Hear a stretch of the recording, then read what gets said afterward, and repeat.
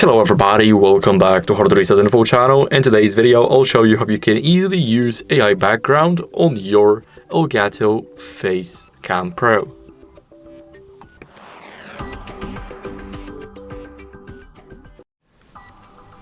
So first of all, what you guys need is a GeForce NVIDIA graphic card.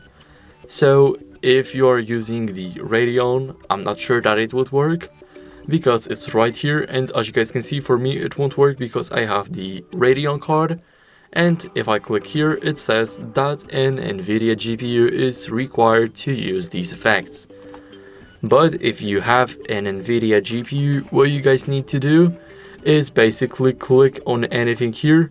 Also, you can add your own here. If you go to the ELGATO Marketplace, you can add your own backgrounds, and also you can blur them out right here.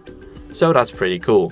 Unfortunately, it's only for NVIDIA users, so that's the only downside of this little function. Thank you guys for watching, make sure to leave a like, subscribe, and see you next time. Bye.